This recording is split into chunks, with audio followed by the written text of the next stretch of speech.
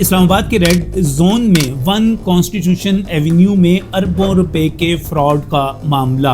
ये तनाज़ा है क्या? अगर आप इसकी टाइमलाइन को चेक करें, इसमें जुड़ी हुई शख्सियात को देखें तो आप पर हैरत अंगेज़ इंकशाफात होंगे। ये तनाज़ा पूरे का पूरा, ये फ्रॉड पूरे का पूरा पाकिस्तान तहरीक इंसाफ और उसकी शख्सियात के गिर्द घूमता है। कैसे, मैं इस व्लॉग में बताता हूँ, लेकिन इसके साथ ही मैं आपको ये भी बताना चाहता हूँ कि पाकिस्तान तहरीक इंसाफ का सोशल मीडिया इस वक्त जो प्रोपेगेंडा कर रहा है, जिस तरह ख्वाजा साद रफीक से लेकर मोहसिन नकवी और शहबाज शरीफ को टारगेट किया जा रहा है, ये बिल्कुल वही है जिसके बारे में रजी दादा कहते हैं कि जो जुर्म पाकिस्तान तहरीक इंसाफ वाले खुद कर रहे होते हैं, इसका इल्ज़ाम दूसरों पर लगा रहे होते हैं। ये टाइमलाइन है क्या? ये शख्सियात हैं कौन? आइए मैं आपको पूरे का पूरा इस व्लॉग में बताता हूँ। बिस्मिल्लाहिर्रहमानिर्रहीम। अस्सलाम नाज़रीन, मैं हूं नजम अली खान अपने व्लॉग के साथ, और इस्लामाबाद के रेड जोन में वन कॉन्स्टिट्यूशन एवेन्यू जो है उसका फड्डा, यानी कि ग्रैंड हयात होटल जहां पर बनना था उसका तनाज़ा, उसके हवाले से जो ये बातें की जा रही हैं कि वहाँ पर अरबों रुपए का गड़बड़ हो गई, वहाँ पर जो डेवलपर था और सीडीए ने मिलकर तो वहाँ पर फ्रॉड किया, और यकीनी तौर पर इसमें जब ये फ्रॉड हो रहा था तो उसकी हुकूमत, उस वक़्त की हुकूमत, उस वक़्त के हुक्काम जो थे, इससे बाहर तो करार नहीं दिए जा सकते। आप ज़रा टाइमलाइन को नोट कीजिएगा। ये मामला 2005 में शुरू होता है जब 99 साला लीज के ऊपर 13.5 13.5 एकड़ ज़मीन जो है वो एक 5 स्टार होटल के लिए 4.88 बिलियन में लीज कर दी जाती है।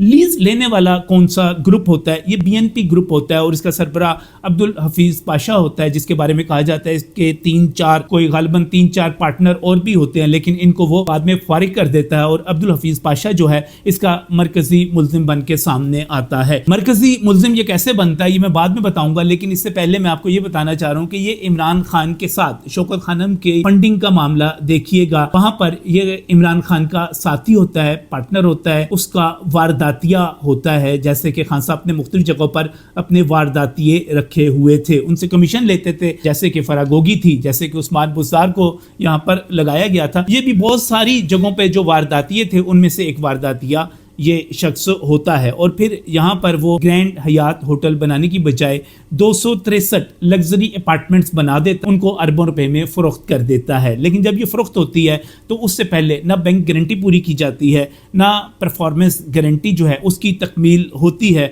ना यहाँ पर मुकम्मल पेमेंट होती है। जो मेरे पास रिकॉर्ड मौजूद है उसके मुताबिक सिर्फ 2.9 बिलियन यानी कि 3 अरब से भी कम की अदायगी की जाती है। सब मामलात को अधूरा रखा जाता है, लेकिन इसमें एक काम और किया जाता है कि सीडीए की मुआवनत के साथ, मैंने कहा ना कि इसमें डेवलपर शामिल है, इसमें सीडीए शामिल है, इसमें उस दौर की हुकूमत शामिल है जब ये सारा काम हो रहा था। आप 2005 से लेकर आगे देखिए, परवेज़ मुशर्रफ का दौर है, और परवेज़ मुशर्रफ के दौर में यकीनी तौर पर आपको इल्म होगा कि इमरान खान का दौर, उसकी काबीना, परवेज़ मुशर्रफ के दौर और उसकी काबीना की कंटिन्यूटी, वही तमाम अशखास जो कि एंटी नवाज, बुग़्ज़ नवाज में मुब्तला थे, वो सारे के सारे लोग जो हैं वो आगे आते हैं। तो यहाँ पर होता ही है कि जाली दस्तावेज़ात भी इसमें शामिल कर ली जाती हैं। मगर इसके बाद फिर मियां नवाज शरीफ का दौर आता है, तहकीकात होती हैं, और तहकीकात के बाद 2017 में इस लीज़ को कैंसिल कर दिया जाता है, अपार्टमेंट सील हो जाते हैं। मगर ये कहानी यहाँ पर ख़त्म नहीं होती, क्योंकि चोरों का, लुटेरों का और फ्राडियों का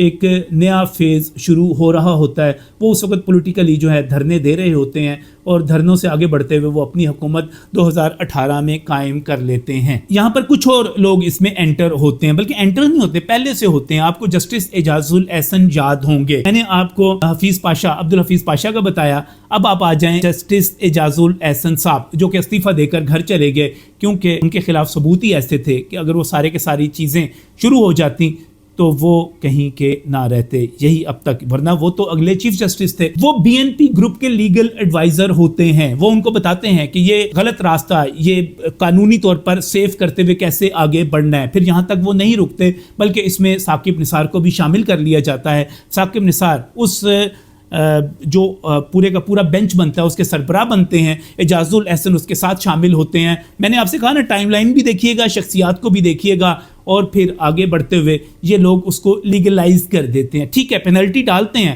لیکن اس کے بعد وہ پینلٹی بھی ادا نہیں ہوتی. جس تاریخ کو یہ لیگلائز کیا جاتا ہے وہ ہے 9 جنوری 2019 کو, اور اس کے بعد بی این پی ڈیفالٹ پھر کرتی ہے کیونکہ یہ بھی ایک منصوبے کا حصہ ہوتا ہے, ملی بھگت ہوتی ہے. لیکن سوال یہ ہے کہ 9 جنوری 2019 کو حکومت کس کی ہوتی ہے؟ عمران خان کی ہوتی ہے. اور عمران خان یہاں پر اس میں کیسے انٹر ہوتا ہے اس کے لیے آپ ریحام خان کی کتاب کو پڑھیے, اس میں آپ کو ایک بڑا ہی دلچسپ انکشاف ملے گا کہ یہاں پر 11 سے 12 جو کروڑ مالیت کا پینٹ ہاؤس ہے وہ عمران خان کو 1 کروڑ روپے میں, وہ 1 کروڑ بھی پتہ نہیں کون دیتا ہے کون نہیں دیتا, اس کو کس طرح شو کرتے ہیں, 1 کروڑ روپے میں عمران خان کو دے دیا جاتا ہے 11ویں منزل کے اوپر. اس کا نمبر جو ہے اب تک کی رپورٹس کے مطابق 1102 ہے. بات یہاں تک نہیں ہوتی, عمران خان صاحب صرف اپنے لیے مال نہیں لیتے بلکہ وہ اپنا پورا ٹبر ہی, جیسے میں کہتا ہوں کہ چور ہے. اور علیمہ خان چونکہ فلیٹس کی خاص طور پہ شوقین ہیں, ان کے دبئی میں فلیٹ کا آپ کو میں نے بتایا تھا, میں نے ان کا امریکہ میں جو فلیٹ تھا اس کا بتایا تھا. اب یہ اگلا آ جائے, اس کے بارے میں کہا جاتا ہے کہ اس کا انکشاف جب ایک جو وہاں کا گارڈ ہوتا ہے جو ڈیوٹی پر, وہ جب اس کا انکشاف کرتا ہے تو اس کو نوکری سے بھی نکال دیا جاتا ہے. یہ بات بھی سوشل میڈیا پر اور مختلف ذرائع سے مختلف چینلز پہ وہ بھی سامنے آ جاتی ہے. بہرحال 1102 عمران خان لے لیتا ہے, 1103 اپارٹمنٹ جو ہے وہ علیمہ خان کو مل جاتا ہے. کیسے, کہاں سے منی ٹریل کہاں سے آتی ہے, ان کے پاس اتنا پیسہ کہاں سے آتا ہے کہ یہ کروڑوں روپے کے فلیٹ یہاں پر خریدتے رہیں, کیونکہ عمران خان تو یہ کہتا تھا کہ میرا 2 لاکھ کی تنخواہ میں گزارا نہیں ہوتا. اب بڑا ہی دلچسپ معاملہ ہے یہاں پر, سارے کے سارے لوگ, صرف یہی نہیں بلکہ اس میں جس طرح چودھری اعتزاز احسن کا نام آ رہا ہے, کشمالہ طالق کا نام آ رہا ہے, شاندانہ گلزار کا نام آ رہا ہے, پاکستان تحریک انصاف کے باقی لوگوں, اور سب سے بڑی بات یہ ہے کہ مہاتما کا نام خود آ گیا, عمران خان خود اس کرپشن میں, اس چیز میں شامل ہو گیا. تو اب پاکستان تحریک انصاف کا میڈیا سیل ایکٹیو ہوتا ہے, وہ بجائے یہ کہ جو اس وقت اس معاملے کو قانون کے مطابق, میرٹ کے مطابق اس کو حل کرنے کی کوشش کر رہے ہیں, میں وزیر اعظم شہباز شریف کی بات کر رہا ہوں, میں وزیر داخلہ محسن نقوی کی بات کر رہا ہوں, تو یہ کرتے کیا, یہ ان پر حملے کرتے ہیں, کہتے ہیں جناب یہ کوئی اربوں کمانے کی ڈیل ہو رہی ہے. اور بھائی اربوں کمانے کی جو ڈیل ہو رہی ہے اس پہ ہم بعد میں بات کریں گے جب ہوگی, ثبوت لے کے آنا. پہلے یہ بتاؤ کہ عمران خان اور علیمہ خان نے یہاں پر فلیٹ لیے کیسے, کیوں لیے, یہ پیسہ کہاں سے آیا, یہ کس طرح خریداری ہوئی, یہ تعلق کیا تھا. اور پھر یہی نہیں بلکہ تمہارے باقی لوگ جو کہ تمہارا ٹولہ ہے, ثاقب نثار کیسے اس میں آیا, اعجاز الاحسن اس میں کیسے آیا, پورے کا پورا ٹبر یہاں پر تمہارا پھنسا ہوا ہے اور تم نام دوسروں کے لے رہے ہو, جیسے کہ خواجہ سعد رفیق پہ الزام لگایا جا رہا ہے. اور خواجہ سعد رفیق نے بجا طور پہ, درست طور پہ دم ٹھونک کر پورے زور پورے شور کے ساتھ کہہ دیا اور کہ کہا ہاں بھائی دکھاؤ میرا فلیٹ یہاں پر کون سا ہے, میری ملکیت کون سی ہے, اور اگر میری ملکیت نہیں ہے تو پھر بک بک بند کرو, الزام لگانا بند کرو. یہ کیا بات ہوئی؟ اور اس میں سب سے اہم بات یہ ہے کہ بہت سارے ایسے اکاؤنٹس بھی اس گوئبلز کی طرح بار بار جو جھوٹ بولا جاتا ہے اس میں شامل ہو جاتے ہیں. ایسے اکاؤنٹ جو کہ مسلم لیگ نون کی حکومت کے حامی سمجھے جاتے ہیں, لیکن ہر مشکل وقت جہاں پر ان کی حکومت کچھ بھی اچھا بھی کر رہی ہوتی ہے وہ پاکستان تحریک انصاف کے ساتھ مل کر حملے شروع کر دیتے ہیں, کیونکہ یہ وہ اکاؤنٹ ہیں جن کو مسلم لیگ نون کے بڑے بڑے نام, بڑے بڑے ذمہ دار خود میسیجز کرتے ہیں, پلیز ہمارا ساتھ دیجئے, پلیز آپ ہمارے ساتھ کھانا کھا لیجئے. پھر ان کے اعزاز میں کھانے ہوتے ہیں, پھر ان کو بڑے بڑے, مجھے تو یہ ہے کہ کئی ایسے لوگوں کو یہ ایوارڈ بھی مل جاتے ہیں, تو پھر وہ کیوں نہ کریں گے, پھر وہ ڈٹ کے بلیک میل کرتے ہیں اور پھر وہ ڈٹ کر جو ہے آگے سے اہمیت لیتے ہیں.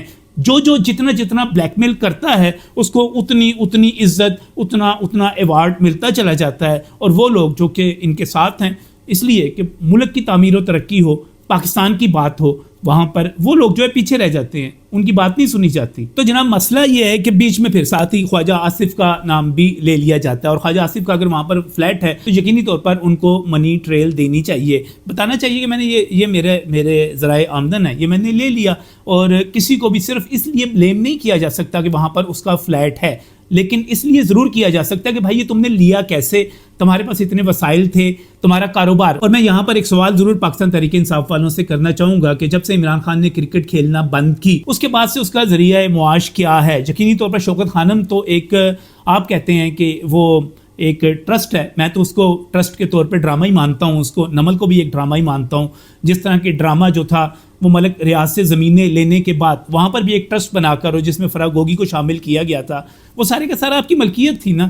تو یہ پیسے کہاں سے آئے؟ آپ کا کاروبار کوئی نہیں ہے, آپ تنخواہ سے آپ کی پوری نہیں پڑتی، آپ لاہور کے اندر کروڑوں روپے مالیت سے اپنا بم پروف گھر بنا لیتے ہیں، آپ بنی گالا خرید لیتے ہیں کرکٹ کھیلنا چھوڑنے کے بعد، آپ جو ہے فلیٹ خرید دیتے ہیں کروڑوں روپے کے، کہاں سے پیسہ کہاں سے آتا ہے؟ اصل سوال یہ ہے، مجھے کسی سے کوئی اعتراض نہیں ہے، یہاں پر وہ لوگ یقینی طور پر مظلوم ہیں جن کے پیسے ڈوب گئے، جن کی کمائی تھی ہے، جنہوں نے کمایا ہوا تھا، ان کو حق تھا، لیکن جن لوگوں نے چوری کی یہاں پر ڈکیتی میں حصے دار بنے، ان کا سوال تو ہونا چاہیے۔ آپ ٹائم لائن کو دیکھیے، 2005 کو دیکھیے، 2019 کو دیکھیے، یہ کون سی ٹائم لائن ہے؟ آپ اس کے مقابلے میں اس پورے کے پورے لیز کو کینسل ہونے کو دیکھیے، وہ 2017 ہے۔ اب جو کارروائی ہو رہی ہے وہ شہباز شریف کی حکومت ہے، تو پھر آپ جو پروپیگنڈا کر رہے ہیں غلط کر رہے ہیں، جھوٹ بول رہے ہیں، اس میں آپ پاکستان تحریک انصاف والے گوڈے گوڈے پھنسے میں ہیں۔ یہاں پر آپ کے مہاتما نے خود مال بنایا ہوا ہے،